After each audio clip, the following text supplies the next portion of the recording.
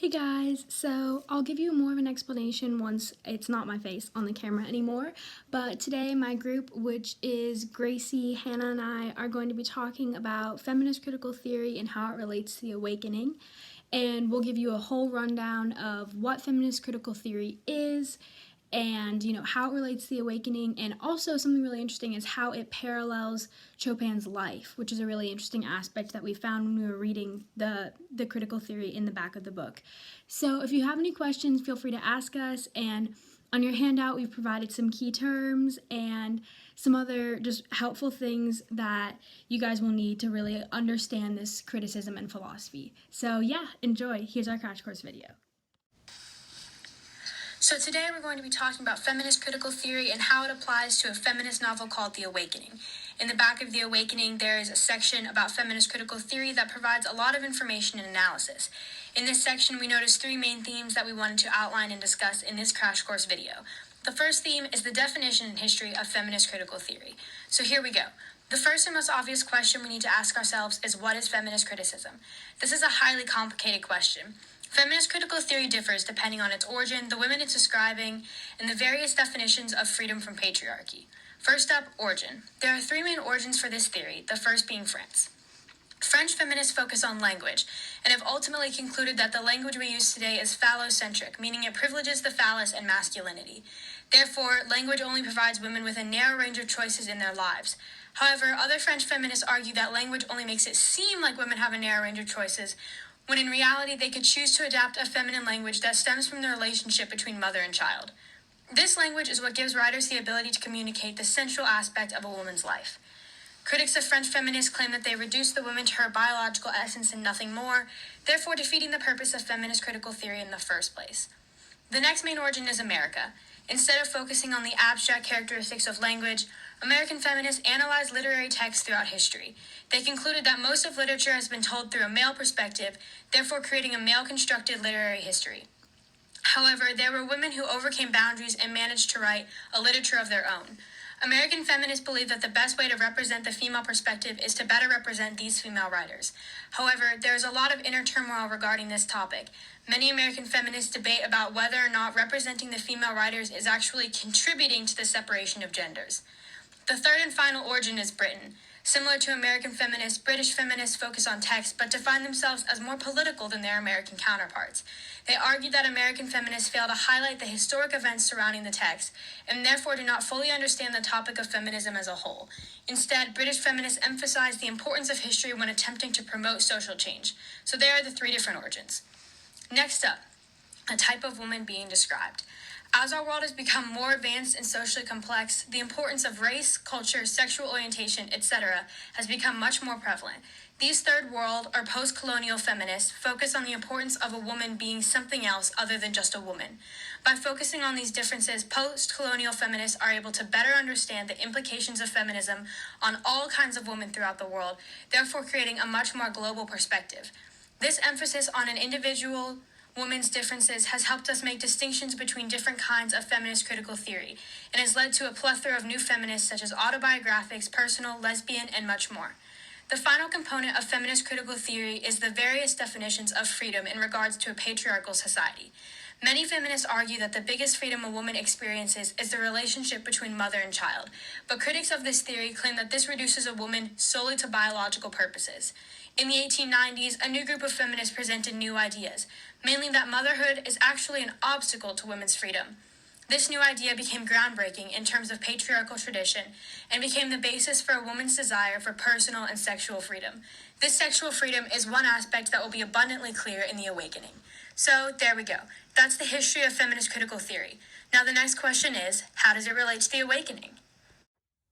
Hi all, Gracie Elliott here. I'm going to tell you today about how feminist theory applies to The Awakening. I bet you're all wondering how feminist theory applies to The Awakening, so I'll break it down for you. First off, through Edna's journey of self-discovery, she finds that as a woman, she has many duties. She must cook, clean, take care of her children, dress properly, participate in Tuesday receptions, write her hardworking husband letters, and most of all, act like she loves her life. We see Edna in the beginning of The Awakening going along with the societal norms of being a woman, wife, and mother. As the novel progresses, we begin to see a different side of Edna. We begin to see her identity. Edna's identity is unknown throughout the novel on her journey of self-discovery. In exploring her identity, she associates herself with many different women such as Adele, Mademoiselle, and many more in order to figure herself out. She looks up to these women as role models. They teach her their own ways of surviving the world of conformity. Edna is so involved with herself and her identity that she blatantly says that she will not give it up for her children. Mother of the Year. Am I right? Just kidding. Secondly, we must break down Edna's motherly skills, or lack thereof. As a woman in that time, she must conform to the gender roles that come with the job of motherhood and being a good wife. Edna's lack of motherly skills is seen when she does not want to get out of bed to check on her son Raul. Her husband must ask her to check on him, then insist that she do so. This is a no-no. She should not have to be asked. She should just do this out of motherly instinct. It can be inferred that she wants to take on more of a man's role due to her lack of interest in womanly roles. One can also see that her husband sees her lack of skill, sending their children off to his mother's house while he goes away for a work trip. He feels that he cannot rely on her. This is shunned in that time. She must stay home to care for the children while the husband goes to work. Thirdly, Edna's rebellious side is seen when she decides to do things on her own terms. As a woman in that time, she must be sociable with other women. We see Edna branch out from the norm by not wanting to participate in returning the calls of other women or Tuesday receptions. She also visits her friend Robert while her husband is hard at work, in awe of how he treats her. He makes her feel the exact opposite of how Mr. Pontellier makes her feel. She feels free and independent.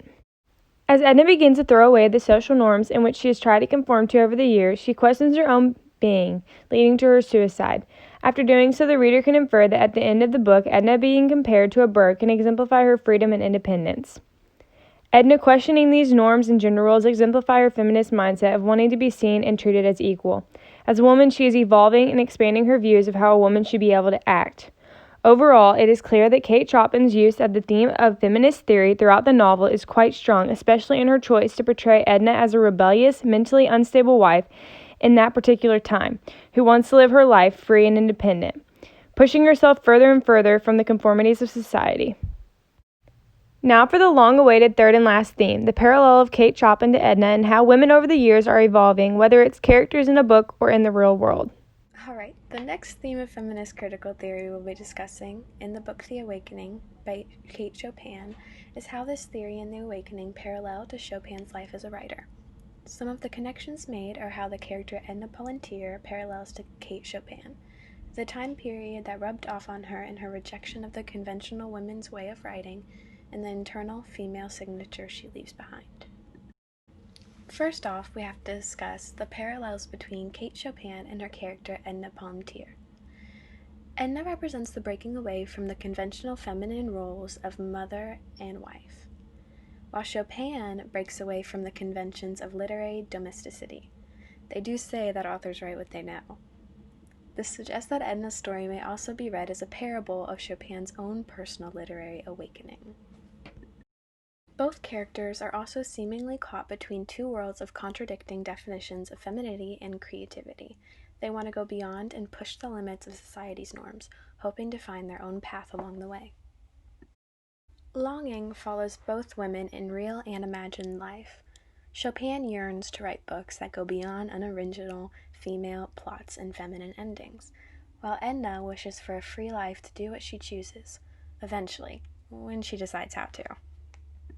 Secondly, in Chopin's writing progression in the time period she lived in, when she wrote the work of The Awakening in 1899, she could look back on two generations of female literary writers from the past. When she began this journey in the realm of literature, she tried to follow the literary advice and examples from the past, but soon learned that those efforts led only to dead ends in her mind, and she wants to think forward only.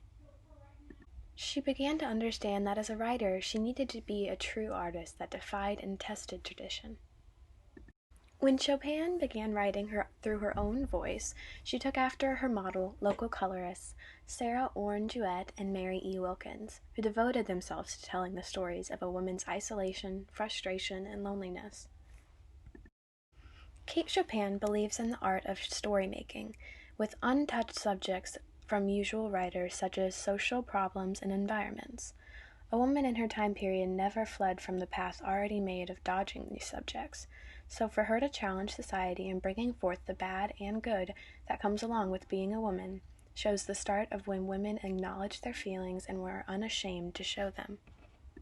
Though she is in this time identified as a new woman, she was not an activist and never joined the women's suffrage movement or belonged to a female literary community, signifying her own personal isolation and withdrawal from other women. She may have been able to write out her feelings on paper, but participating in them in person was a different story. We see this withdrawn isolation from women also in the character Edna. Edna Pontellier rejects the ideal mother others want her to become, and women's culture in general. She has no mother or daughter, and even refuses to go to her sister's wedding. These examples of withdrawn Edna seem to be seen in Chopin as well, showing where the inspiration may have originated from, within herself. Another personal touch added was Chopin's internal female signature. She added in piano music played by Mademoiselle Reisz to Edna with Chopin in the name of the music title. This alludes to Kate Chopin's ambitions as an artist and to the emotional release she wished upon the readers due to it. Kate Chopin is an independent soul with her own voice included in her writing. This is seen by the character in The Awakening, Mademoiselle Reisz, when she tells Edna that the artist must possess a brave soul that dares and defies and has strong wings to soar above the level playing of tradition and prejudice. It's almost as if Edna is the author and Reisz is Chopin's conscience, telling her that what she needs to hear to become the independent woman she was always supposed to be. Kate Chopin has struggled with escaping tradition, but bravely risked social and literary ostracism by writing The Awakening. Well, that's all of it. The 3 themes of the feminist critical theory and how it applies to the novel The Awakening. I know it was a lot, but thanks for listening, and I hope this was informative and leads to your own personal insights and thoughts on the theory and its application.